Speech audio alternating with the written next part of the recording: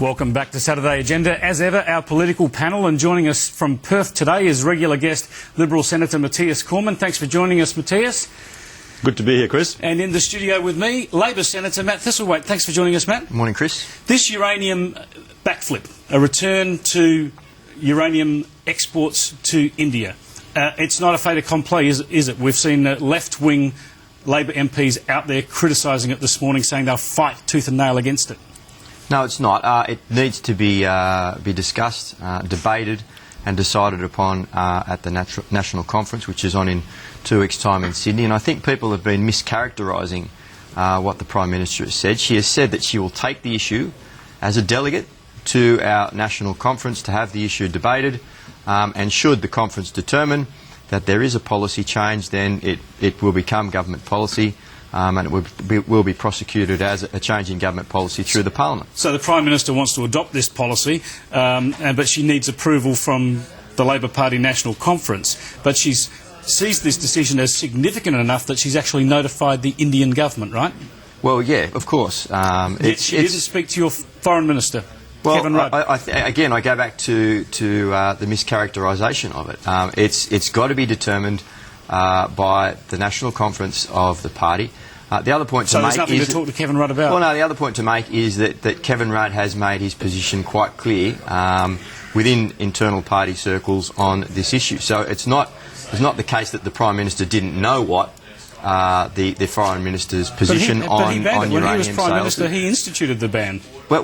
Yes, but internally within the party, in recent times, he admitted this on the 7:30 report the other night, that he's made his position clear on it. So it's not as if the Prime Minister didn't know what the Prime Minister's position was. But again, I reiterate the point that the Prime Minister, as a delegate to the National Conference, will take this position to change the party's policy in accordance with the rules of the party. And if that's adopted, then it will become policy of the government, and we'll move ahead on it. We might come back to that later. I mean, I think most Australians will find it extraordinary that our Prime Minister and Foreign Minister can't converse on a topic as important as this. But I want to go to Matthias Cormann now, and I also want to raise with you, actually, Matthias, some of the communication issues in the opposition. Now, of course, you're the opposition. It's not as significant as changing the country's foreign policy, but you've adopted a position where you'll go ahead with the added superannuation contributions. You'll accept the government's policy on that, yet you left out of those conversations your Shadow Finance Minister and Director of Policy Development, Andrew Robb. Well, I mean, we had a discussion through the leadership team where we made a decision on how to approach various mining tax-related issues, and of course we continue to be opposed to Labor's push to increase compulsory superannuation. We favour incentives to encourage increased voluntary savings, and of course what we have said is that if the mining tax and if the increase in compulsory super gets to the Parliament, we will rescind the mining tax, but we would not be rescinding the increase in compulsory super. But you were involved in those conversations, but not the Shadow Finance Minister, Andrew Robb. Well, I'm the Shadow Minister for superannuation. Well, I'm the Shadow Minister for superannuation, so it was the leadership team plus... Andrew Robb is the guy who has to make all the numbers add up at the end before you go to an election.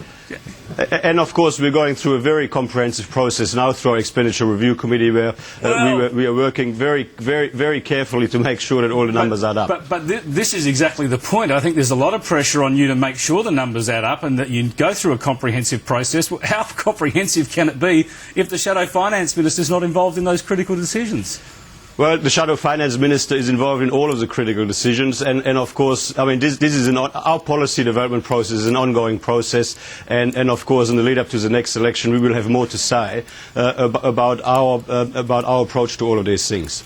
Can I just add on this point, Chris? This is a major backflip by the coalition. It's put Andrew Robb in a very difficult position. They've already got a $70 billion black hole. But the question that needs to be answered Are you the guy that just described the Prime Minister as a delegate to the National Conference, just as a delegate to the National Conference? Just on superannuation, the question that needs to be answered... having a say about uranium sales to India too. The question that needs to be answered by Senator Cormann is, will they now support the government's low-income super contribution, the tax rebate of $500 for those earning below $37,000? Senator Cormann, yeah, what will this add to the bottom line? What will be the extra cost of this superannuation decision? Well, I mean, the cost of the superannuation decision is there for all to see, to the extent that the government has been transparent about it. It's going to be $740 million over the current forward estimates. It's $240 million in the first year and about $500 million in the second year that it is in place. And those are funds that we will find within the budget. All right, we'll change the topic now. I want to go to some comments from President Obama when he was here, and it's on the issue of climate change and how we tackle climate change. And of course, this is just a week or two after the Prime Minister has got her carbon tax policy, her carbon tax legislation through Parliament. And let's have a look at what the President had to say.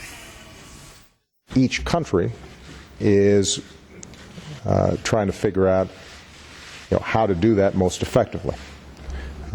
Here in Australia, under the leadership of the Prime Minister, you moved forward with a bold strategy. In the United States, although we haven't passed what we call a cap and trade system, an exchange, what we have done is, for example, taken steps to double fuel efficiency standards on cars, which will have an enormous impact on removing carbon from the atmosphere. Well, President Obama, of course, saying that he's into action on climate change. He did say that he was going to be the man to stop the oceans rising and cool the planet. But Matt Thistlethwaite, he's ruling out any chance in the foreseeable future of a cap and trade, an emissions trading scheme, a carbon tax. It means Australia is left further and further out on our own on this issue.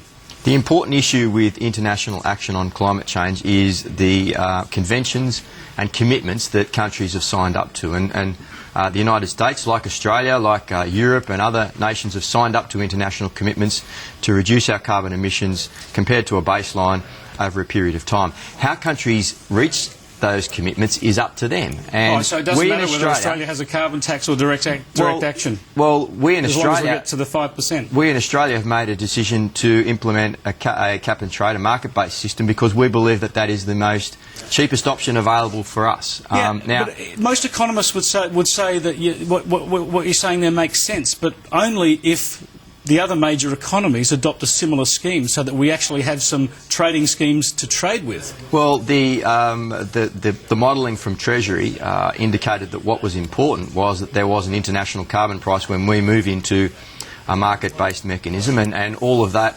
modelling indicates that there will be. The other significant factor is that the whole of Europe's in an emissions trading scheme, and it's working well. We've got an international price at the moment. About $9 a tonne at the moment compared to our $23 a tonne. Matthias Cormann, I'm certain that you're going to be very concerned about this issue, in particular the way it relates to the government's own modelling. Well, I mean, as you said, the US President has made totally clear the US is not going to have a carbon tax or an emissions trading scheme, and the government's modelling is based on an assumption that the US would be part of global emissions trading by 2016. So, I mean, Labour's carbon tax will impose a lot of economic pain for no environmental gain, and the outcomes in their own modelling, where they say that electricity prices will go up by 10%, clearly now are an underestimate of what the actual impact will be. The government should go through a fresh modelling exercise, including the assumption that the US will not be part of a global emissions trading scheme by 2016, which of course will then show us what the true cost for the economy is going to be. I mean, the Centre of International Economics has assessed the cost of the carbon tax to be about $180 billion to our economy between now and 2020, compared to the $32 billion cost that the government has admitted. So there clearly is some work that the government should do, but Barack Obama has clearly exposed the deep flaws in Labour's carbon tax approach. And for Senator Thistlethwaite to point to Europe as an example to follow is just a joke, given some of the debates that are going on in Europe at the moment. We are running out of time, but I just want to go to you before we finish up quickly, Senator Thistlethwaite. The last sitting week of what's been a very, very tough year for the government. Will the Prime Minister be under pressure this week at all on her leadership? Not at all. As I've said on many occasions on this program, the Prime Minister is our leader. She'll lead us to the next election. We've had a couple of good weeks. Kevin Rudd's little outing of her lack of consultation this week wasn't a bomb thrown into the caucus room? Well, we're getting on with the job. We saw the carbon legislation go through the Parliament last sitting week. the plain packaging tobacco reforms, the minerals resource rent tax comes into the House of Representatives now. We're getting on with the job. Thanks very much for joining us again today, Matt Thistlethwaite, and also from Perth, Matthias Cormann. And both gentlemen heading back to Canberra this coming week for the last sitting week of what has been a tumultuous year in Australian politics. And watch it this week on Sky, because I think there'll be just a few fireworks. Speak to you next week.